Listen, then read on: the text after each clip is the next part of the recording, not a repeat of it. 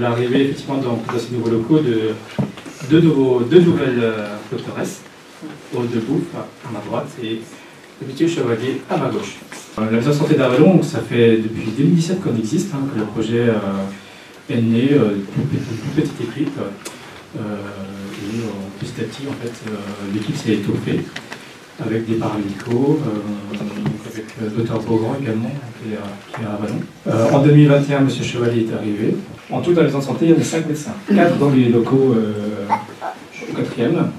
Et également, donc, on est une équipe, je veux dire, en multisite. Au nom de la ville, on a toujours souhaité vous accompagner sur vos projets. La ville a été frileuse sur l'accompagnement d'un projet d'envergure qui ne pouvait pas être porté budgétairement par la ville.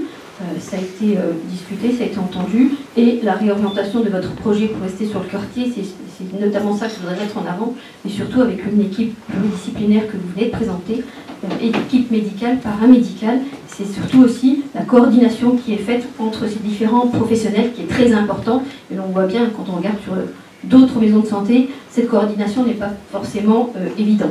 Je suis ravie d'avoir réalisé votre projet. Je voudrais remercier bien entendu votre présence, le travail que vous faites sur notre territoire. Quand on se démène pour avoir des professionnels de santé, il faut l'entendre, ce n'est pas que pour Avallon, c'est pour tout un territoire. Aujourd'hui, le sud de Lyon, le département de Lyon, est un des départements les plus touchés par la désertification médicale. Nous le savons, voilà. Néanmoins, il faut que l'on agisse pour capter les médecins, pour capter les professionnels de santé, et tous les moyens sont bons à travers votre accompagnement de stagiaires, en tant que maître de stage que vous accueillez dans vos structures, à travers, je sais que le partenariat que vous souhaitez, qui est porté, votre partenariat privé-public avec l'hôpital d'Avallon par exemple, avec un accès au plateau technique. Donc, ce sont tous ces liens de coordination que l'on souhaite vous accompagner, sur lesquels nous souhaitons vous accompagner. Quand il est nécessaire et que c'est évident pour tout le monde, nous savons nous réunir pour répondre à la population, répondre à une structure qui est aussi importante sur notre territoire. Je sais ô combien la santé est très importante sur notre territoire. Alors, le département, en effet, il est présent au financement de cette structure par le biais d'un pacte. Un pacte qui date de 2021. Un engagement qui a été pris par l'Assemblée départementale à hauteur de 5 millions d'euros. 5 millions d'euros qui sont consacrés à la santé, à des équipements comme celui-ci, comme la précédente maison de santé dans laquelle le département avait également investi, la maison des étudiants aussi avec 150 000 euros qui ont été attribués à ce beau projet de l'Avallonnais. Donc de l'investissement mais également du fonctionnement, c'est-à-dire que le département attribue des bourses départementales pour les stagiaires dans un premier temps, mais aussi pour les étudiants à partir de la 2e année pour suivre les études de médecine jusqu'à l'aboutissement, jusqu'au diplôme, afin de garantir aux étudiants les meilleures conditions matérielles possibles et puis bien sûr les inciter ensuite à venir sur le territoire pendant 5 ans. C'est un engagement à prendre. En tout cas, c'est une des directions que nous avons prises au département. Le département, c'est aussi, avec d'autres partenaires évidemment, la première année de médecine qui s'est installée cette année à Auxerre. Là aussi, une nouveauté, quelque chose qui devrait nous permettre de créer cette fidélité, de créer ce sentiment, cet amour pour Lyon, pour le département, où nous avons besoin et d'équipements, mais aussi et surtout de praticiens. Cet équipement, en tout cas, est une belle réalisation. Nous sommes heureux de nous y associer pour la santé des Iconais, pour la santé des Avallonnais. En tout cas, c'est une de nos priorités aussi, même si ce n'est pas dans nos compétences. Nous devons être tous complémentaires, l'État, l'ARS, les départements, les communes, les médecins, bien entendu. Bref, nous avons besoin de tout le monde.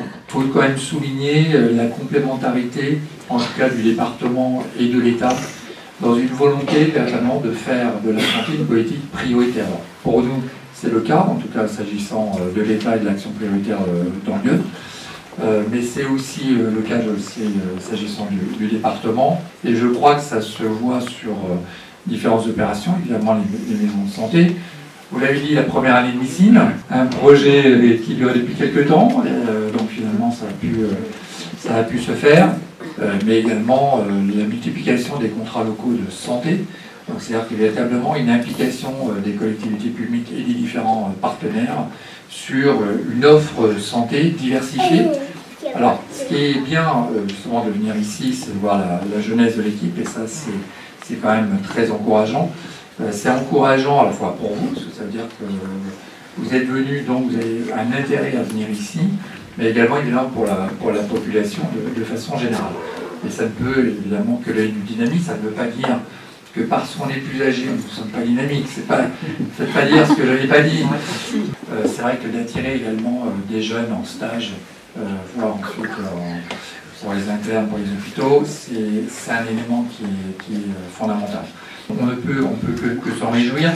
S'agissant de la maison de santé, l'État participe à travers notamment certaines dotations, notamment ce qu'on appelle la fameuse dotation d'équipement des territoires ruraux, ce qui porte bien son nom, parce que nous sommes dans des territoires ruraux.